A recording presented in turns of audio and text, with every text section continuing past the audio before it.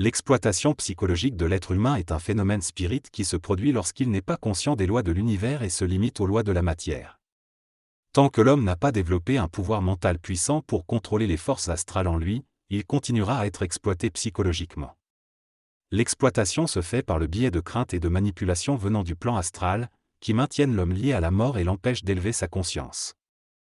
Plus l'homme évolue, plus le pouvoir spirit en lui diminue. La démystification de l'invisible permettra à l'homme de traiter avec les forces spirites et de briser l'exploitation psychologique. L'exploitation psychologique de l'homme par le monde spirit ou spirito-astral a été si puissante pendant des millénaires qu'il a oublié son origine. Il croit encore aujourd'hui qu'il vient du monde de la mort, alors qu'en réalité il vient du monde de la vie intemporelle.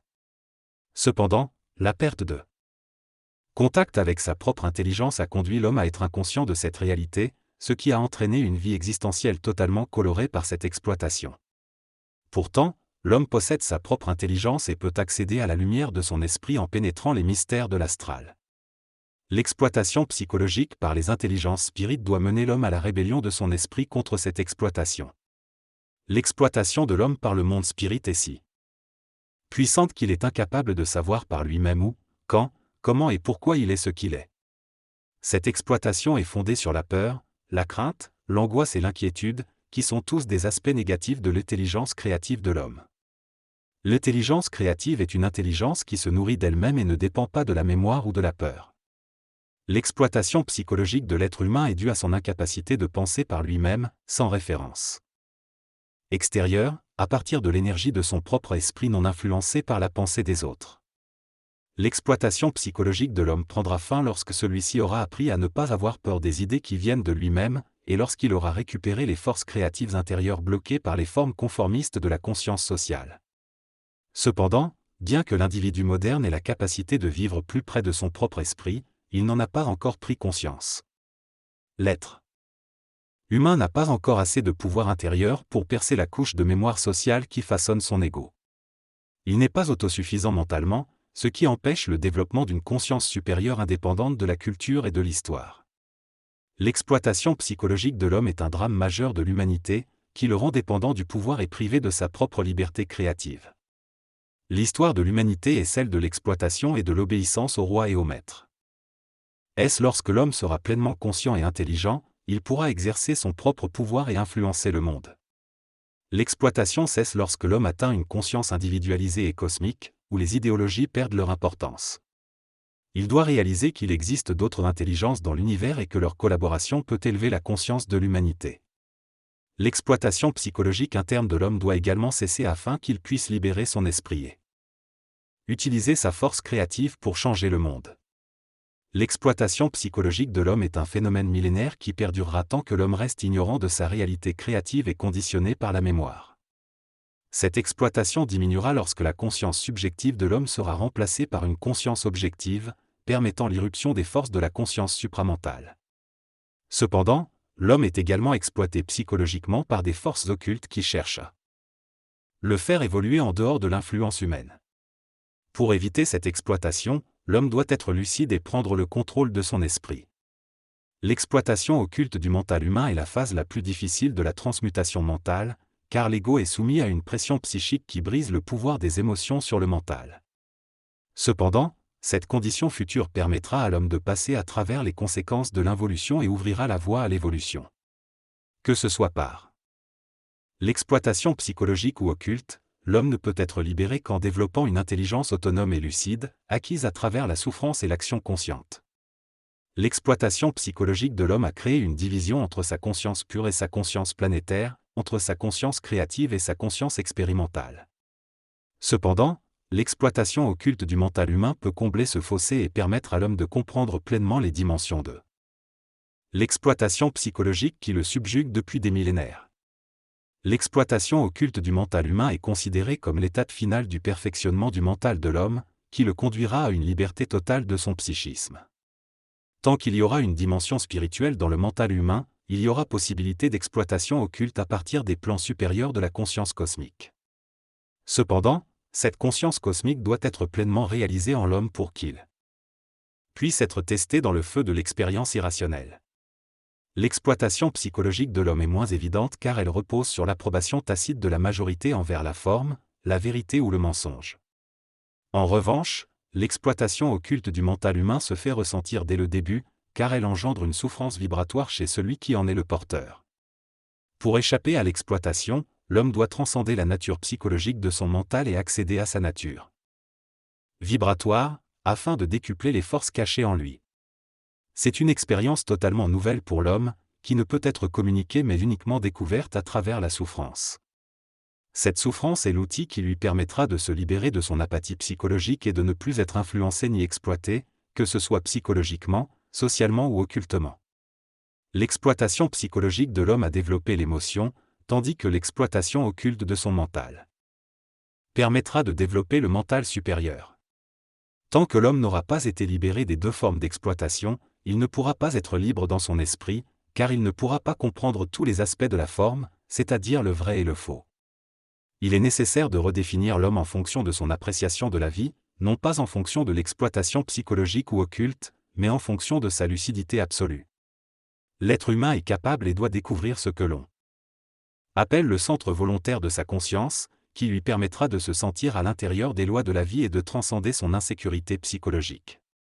Le centre volontaire de l'homme est une force en lui qui lui permet de transformer un programme de vie astrale en une volonté de vie mentale consciente. L'exploitation de l'homme sur ces deux plans est à l'origine de l'inquiétude qui l'empêche d'élever le taux vibratoire de son mental et de goûter à la force intérieure de vie qu'est le centre volonté. L'expérience psychologique de l'homme et son exploitation occulte ont créé une culture sur Terre. Cependant, pour se libérer de ces exploitations, l'homme doit développer son centre volonté, qui lui permettra de neutraliser les émotions et le mental inférieur qui nourrissent le malaise existentiel. Pour bénéficier de ce centre volonté, il faut être totalement lucide et ne plus être exploitable psychologiquement. La lucidité est la qualité la plus importante de l'esprit humain et permet à l'homme conscient de rechercher une paix absolue, en harmonie avec son centre volonté. Ce centre volonté est l'aspect absolu de la conscience humaine et sa réalisation permet à l'homme d'être immunisé contre les expériences psychologiques et les exploitations occultes de son mental par des forces extérieures. Le développement du centre volonté est une nouvelle constante de l'évolution de la conscience humaine et permet à l'homme de se libérer des forces astrales qui l'exploitaient psychologiquement. Ainsi, l'homme pourra reprendre le contrôle de ses propres forces et élever sa conscience pour créer une nouvelle étape de son évolution cosmique sur Terre. L'homme doit réaliser que l'exploitation occulte de son mental est une étape initiatique nécessaire pour développer sa conscience supérieure. Pour entrer dans son devenir, il doit élever sa conscience dans le présent afin de supprimer l'esprit astralisé de son passé. Il commencera ainsi à comprendre les attributs de la conscience supramentale et réalisera que celle-ci est bien plus étendue que ce qu'il connaît. L'ego a été développé par l'exploitation psychologique, tandis que l'exploitation occulte vise à développer la conscience supérieure.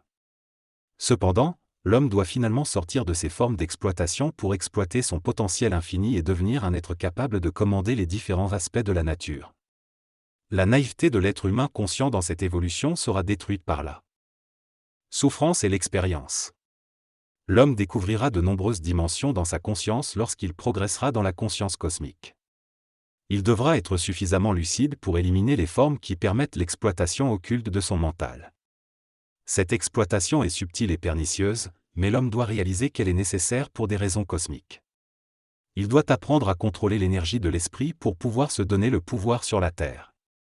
L'être supramental de la nouvelle génération sera totalement différent de l'être ancien, et la nouvelle humanité sera également totalement différente de l'ancienne. L'exploitation occulte du mental humain ne pourra plus servir l'histoire ni ses archives. Ainsi, l'homme doit rapidement apprendre à interagir avec l'esprit pour se rapprocher de lui-même et développer un centre volonté puissant et bénéfique. C'est ce centre volonté qui lui permettra de créer une nouvelle civilisation matérielle. L'homme ne pourra dire qu'il est heureux sur Terre que lorsqu'il aura développé un centre de volonté suffisamment puissant pour percevoir au-delà des voiles créés par l'exploitation psychologique de l'homme par l'homme ou par l'esprit. Il devra neutraliser l'impression que l'esprit lui crée une certaine souffrance afin de pouvoir intégrer l'esprit en lui-même sans être affecté. L'initiation et l'évolution rapide de l'homme nécessitent également qu'il comprenne les lois de l'esprit. L'homme doit récupérer et ramener à lui-même tous les aspects de sa nature afin d'acquérir le pouvoir. Il ne peut pas compter sur les autres entités ou intelligences pour lui donner le pouvoir, car cela ne serait qu'une autre forme de manipulation. L'homme doit lui-même chercher le pouvoir en allant au-delà des exploitations psychologiques et occultes de l'esprit.